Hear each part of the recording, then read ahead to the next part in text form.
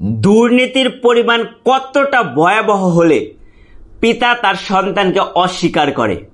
জাতীয় রাজস্ব বোর্ড সদস্য মতিউর রহমান তার সন্তান মুশফিকুর রহমান ইফাতকে অস্বীকার করে মিডিয়াতে বক্তব্য দেয়।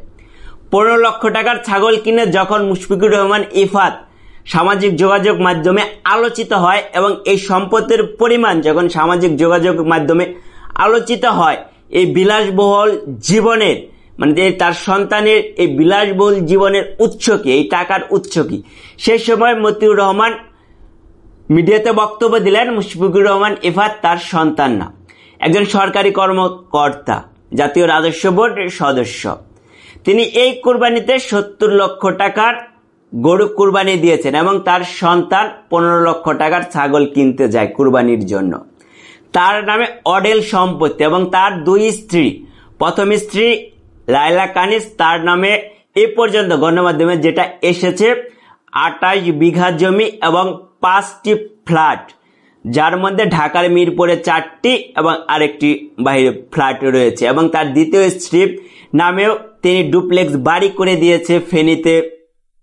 এমনকি তার অনেকগুলো রিসোর্ট রয়েছে, তার বিভিন্ন জায়গায় অনেক সম্পত্তি রয়েছে, এমনকি তিনি বিভিন্ন ভাবে তার টাকাও বিভিন্নভাবে বিনিয়োগ করেছে। একজন সরকারি কর্মকর্তার এই টাকার উৎসটা কি হতে পারে? তার যে আয় এবং আয়ের ব্যয় কিন্তু যথেষ্ট পরিমাণ সামঞ্জস্য নেই, যথেষ্ট পরিমাণ ব্যয়মিল রয়েছে। দুর্নীতি করে, বাটপারি করে, ঘুষ খেয়ে এই টাকাগুলো তারা ইনকাম করেছে, এই টাকাগুলো তারা অবৈধভাবে জমিয়েছে। মিডিয়াতে বক্তব্য দিল মতিউর রহমান যে তার সকল টাকা বৈধ। এনটিভিতে কয়েকদিন আগে বক্তব্য দিল, অথচ তিনি আজকে মাথা ন্যাড়া করে দেশ ছেড়ে পালিয়ে বেড়ালেন। এ থেকে প্রতীয়মান হলো যদি সত্য হইতো থাকতো তাহলে কিন্তু মাথা ন্যাড়া করে দেশ থেকে পালিয়ে যেত না। এমনকি তার স্ত্রীও দেশ থেকে পালিয়েছে, তার সন্তানও দেশ থেকে পালিয়েছে। জনগণের ঘামের পরিশ্রমের টাকা এই দুর্নীতিবাজ বাটপাররা একের পর এক নিয়ে বিভিন্ন জায়গায় দালান কোঠা করেছে, তার আত্মীয় স্বজনের নামে সম্পত্তি করেছে, এমনকি আরাম আয়েশে বিলাসবহুল জীবন যাপন করছে। আর এদেশের জনগণ যারা একের পর এক পরিশ্রম করে, একের পর এক কষ্ট করে এখনো পর্যন্ত চলছে।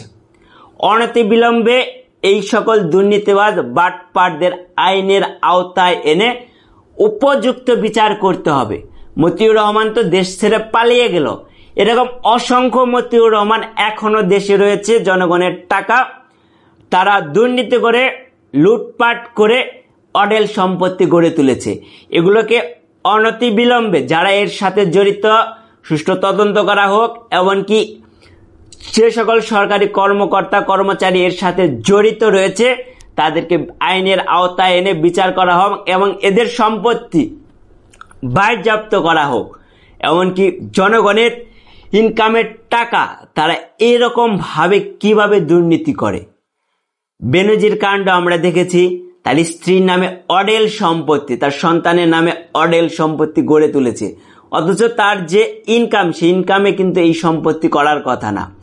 ঠিক মতিউর রহমানের যে ইনকাম সেই ইনকামে কিন্তু এই সম্পত্তি কখনোই করার কথা না। দুর্নীতি করে, এই দুর্নীতিকে কারা প্রশ্রয় দিয়েছে? এগুলোকে আইনের আওতায় আনতে হবে, এগুলোর যথোপযুক্ত বিচার করতে হবে এবং এগুলোকে কাঠগড়ায় জনতার আদালতে দাঁড় করাতে হবে।